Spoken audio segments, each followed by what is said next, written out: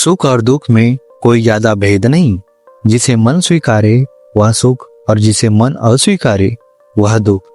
सारा खेल हमारी स्वीकृति और अस्वीकृति का ही तो है। सुख और दुख हमारे पारिवारिक सदस्य नहीं, मेहमान हैं। बारी बारी से आएंगे, कुछ दिन ठहर कर चले जाएंगे। अगर वो नहीं आएंगे तो हम अनुभव कहाँ से लाएंगे। नमस्कार दोस्तों, हमारे चैनल सेवक धर्म में आपका हार्दिक स्वागत है। हम आपसे विनती करते हैं कि इस वीडियो को अंत तक जरूर देखें। यदि आपको हमारा प्रयास अच्छा लगे तो कृपया वीडियो को लाइक करें और नीचे कमेंट बॉक्स में जय बाबा हनुमान जी जरूर लिखें। साथ ही अगर आपने अभी तक हमारे चैनल सेवक धर्म को सब्सक्राइब नहीं किया है तो तुरंत सब्सक्राइब कर लें और बेल आइकन दबा दें ताकि हमारे नए और प्रेरणादायक वीडियो सबसे पहले आप तक पहुंच सके। तो चलिए दोस्तों, इस सकारात्मकता से भरे सफर की ओर चलते हैं। सुख और दुख की असली वजह हमारे विचार होते हैं। मन को शांत रखो, सब अच्छा लगेगा। दुख तब बड़ा लगता है जब मन उसे बड़ा मान लेता है। सुख दुख बाहरी चीजों पर नहीं बल्कि हमारे मन की स्थिति पर निर्भर करता है। मन को नियंत्रित करना सीखो, क्योंकि सुख और दुख वहीं से शुरू होते हैं। अगर मन को सकारात्मक विचारों से भर दोगे तो दुख पास भी नहीं आएगा। सुख वही है जहां मन संतुष्ट है। दुख का आधार बाहरी घटनाएं नहीं बल्कि हमारा दृष्टिकोण होता है। सच्चा सुख पाने के लिए मन की शांति सबसे जरूरी है। जब मन स्थिर होता है तो सुख और दुख दोनों समान लगते हैं। सुखी वही है जो अपने मन पर काबू पा लेता है।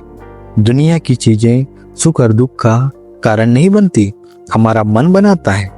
मन में उठने वाले विचार ही हमें खुशी या गम का अनुभव कराते हैं। सुख और दुख का अनुभव मन के दृष्टिकोण पर निर्भर करता है। इसे बदलो। जिंदगी में वही सुखी रहता है जो अपने मन को संतुलित रखता है। अगर मन शांत है तो सबसे बड़ी समस्या भी छोटी लगती है। सुख को खोजने की जगह अपने मन को शांत रखना सीखो। जब मन भटकता है तब दुख बढ़ता है, जब मन स्थिर होता है तब सुख मिलता है। सुख और दुख का खेल हमारी सोच और हमारे दृष्टिकोण का है। मन की संतुष्टि ही असली सुख है। सुखी जीवन जीना है तो अपने मन को नियंत्रित करना सीखो। हमारा जीवन अनेक उतार चढ़ावों से भरा हुआ है। हर दिन नई चुनौतियां और नई परिस्थितियां लेकर आता है। कुछ क्षण हमें अत्यंत सुख देते हैं तो कुछ पल ऐसा दुख दे जाते हैं कि हम टूटने लगते हैं। लेकिन क्या वास्तव में वे सुख और दुख बाहरी कारकों पर निर्भर करते हैं या फिर ये सब हमारे मन की अवस्था का प्रतिबिंब होते हैं? आइए इसे एक कहानी के माध्यम से समझने का प्रयास करते हैं। बहुत समय पहले की बात है। एक छोटे से गांव में गोपाल नाम का एक साधारण किसान रहता था। गोपाल मेहनती था और अपनी छोटी सी जमीन पर खेती करके अपने परिवार का पालन पोषण करता था। उसका परिवार छोटा था, पत्नी, एक बेटा और बूढ़े माता पिता। गोपाल अपनी जिंदगी से खुश था। उसका मानना था कि जो मेहनत करेगा उसे सुख अवश्य मिलेगा। लेकिन गोपाल का यह विश्वास जल्द ही परिस्थितियों के एक खेल से टूटने लगा। एक बार गोपाल के खेत में बारिश के कारण फसल नष्ट हो गई।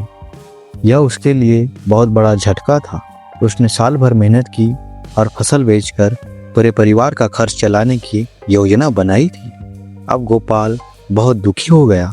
उसे लगने लगा कि उसकी सारी मेहनत व्यर्थ हो गई। गांव के एक बुजुर्ग हमेशा गोपाल को सलाह दिया करते थे।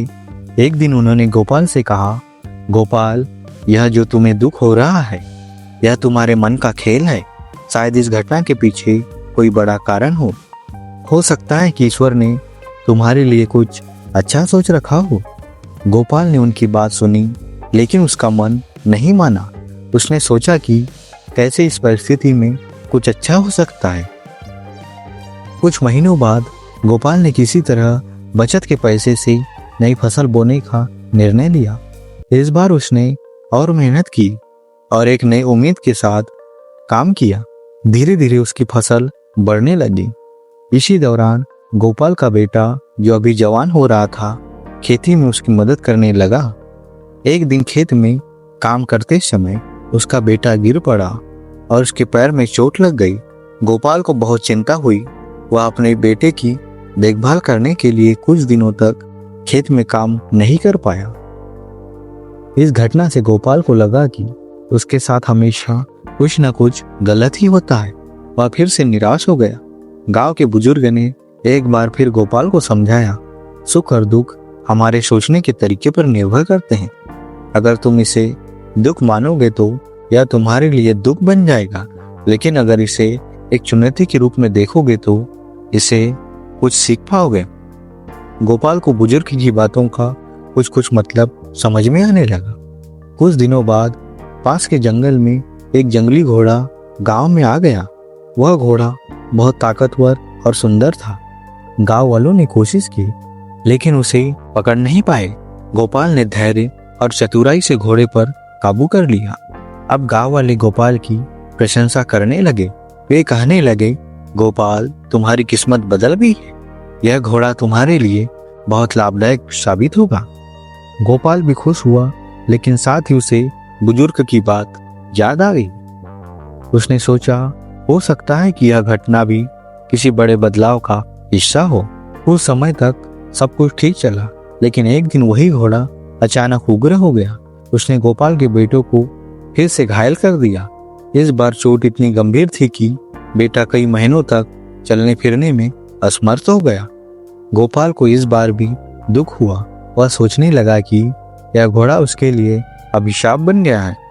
इसी बीच गांव में राजा के सैनिक आए। उन्होंने ऐलान किया कि राज्य पर दुश्मनों का आक्रमण होने वाला है और हर परिवार से एक जवान को युद्ध के लिए जाना होगा। यह सुनकर गांव में हड़कंप मच गया। गोपाल चिंतित था, लेकिन तभी उसे याद आया कि उसका बेटा चलने फिरने में असमर्थ है। इस वजह से उसे युद्ध में नहीं जाना पड़ा।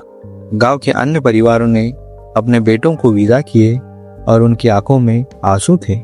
गोपाल को अब एहसास हुआ कि जो घटना उसने दुखद मानी थी, वह वास्तव में एक आशीर्वाद थी। गांव के एक बुजुर्ग ने इस बार फिर गोपाल से कहा, देखा गोपाल, सुख और दुख वास्तव में तुम्हारे दृष्टिकोण पर निर्भर करते हैं। जो तुमने पहले दुख समझा, वह आज तुम्हारे लिए सुखद साबित हुआ। इस घटनाओं के बाद गोपाल ने अपने मन को शांत रखना सीख लिया। उसने समझ लिया कि जीवन में जो भी होता है वह किसी न किसी उद्देश्य होता है। अब वह हर परिस्थितियों को एक अवसर के रूप में देखने लगा। गोपाल ने अपने खेत में नई तकनीकी का उपयोग शुरू किया और धीरे धीरे उसकी फसल पहले से बेहतर होने लगी। उसका बेटा भी ठीक हो गया और उसने खेती में उसकी मदद करना शुरू कर दिया। गोपाल ने अपने अनुभव को गांव के अन्य लोगों के साथ साझा करना शुरू किया। उसने उन्हें यह सिखाया कि जीवन में सुख और दुख दोनों आते जाते रहते हैं, लेकिन हमारा दृष्टिकोण ही यह तय करता है कि हम इनसे कैसे निपटे। अब गोपाल केवल एक साधारण किसान नहीं रह गया था, वह गांव में प्रेरणा का स्रोत बन गया था।